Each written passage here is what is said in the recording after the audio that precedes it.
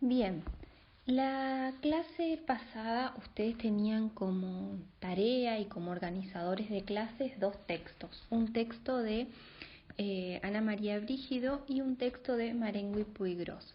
La intención de esa clase tenía que ver con identificar algunas razones para hacer una sociología de la educación.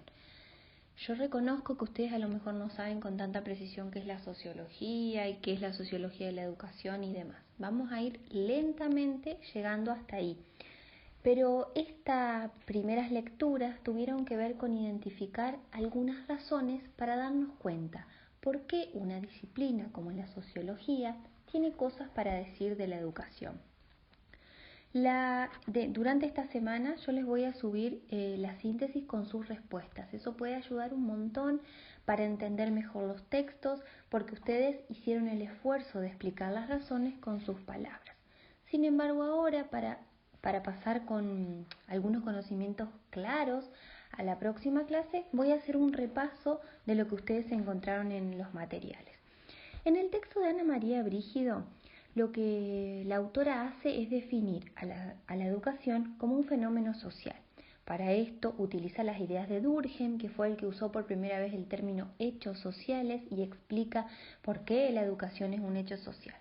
Ana María Brígido dice que una sociología de la educación es importante porque la educación es un fenómeno social, en tanto es supraindividual y coactiva.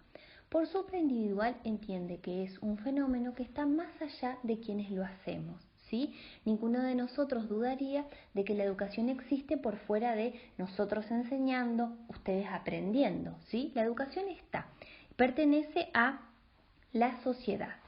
Esta es una de las características que tienen todos los hechos sociales.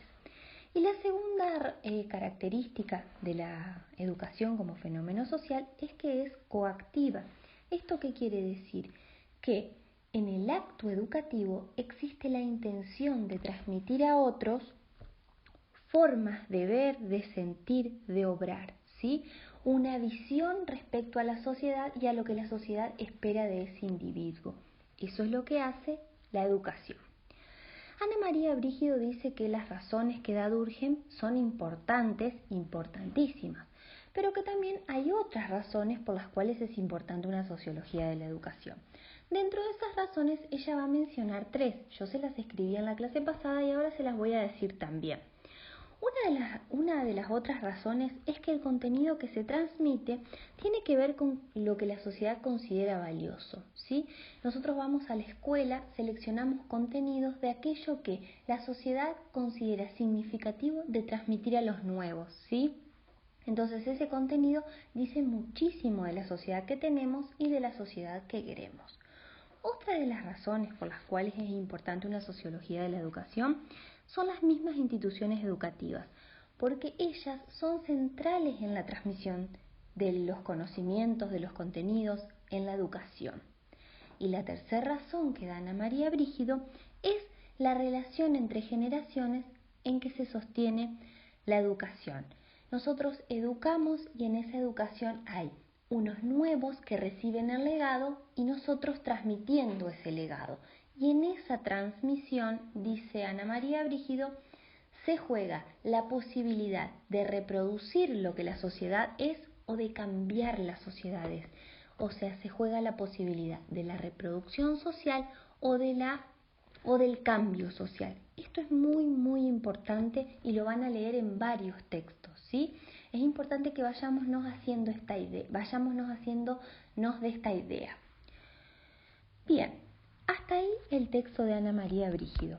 Después el texto de Marengui Puiggrós es un poco más complejo, más rebuscado, y ellos hacen este entendimiento de, en vez de hablar de sociología, hablar de teoría social y usan indistintamente los términos educación y pedagogía, que sabemos que no es lo mismo, pero a los fines que nos ocupan lo vamos a usar también indistintamente.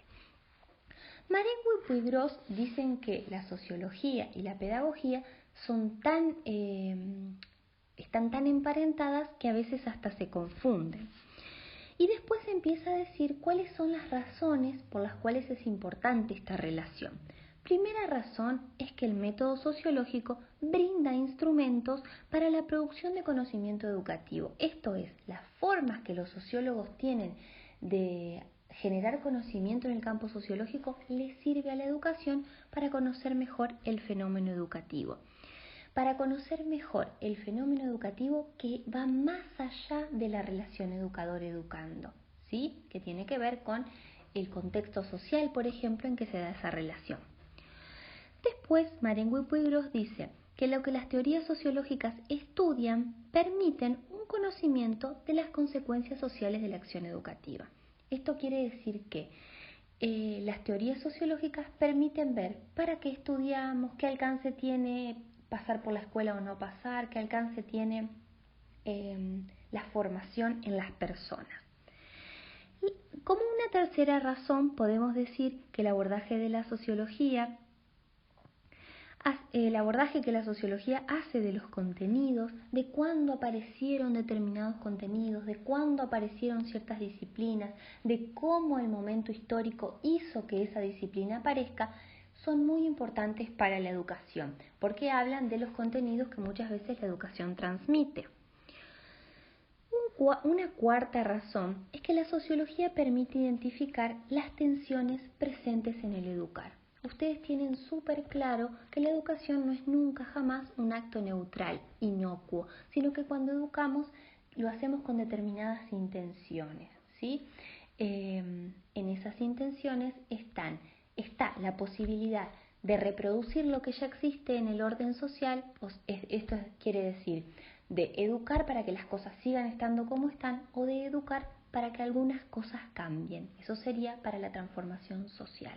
Nuevamente la atención de la que antes ya les había hablado respecto al texto de Ana María Brígido.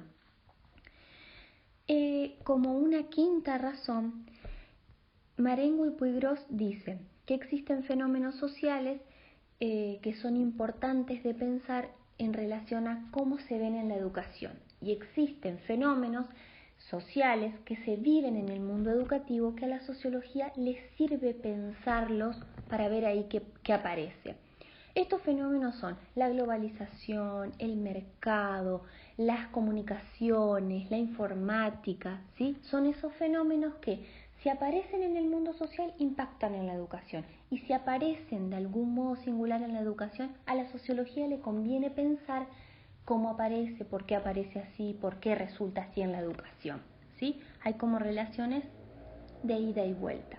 Y finalmente, y para terminar, Marengo y Puigros dicen, y una consecuencia que resulta principal para la acción educativa es esta: la teoría social neutraliza los intentos de teorías que provienen de otros campos que sostienen la inmodificabilidad de las cualidades y capacidades de los individuos, sobre todo las que predicen los alcances posibles de la educación, con base en variables fijadas por la naturaleza biológica de los individuos. ¿Qué quiere decir con esto?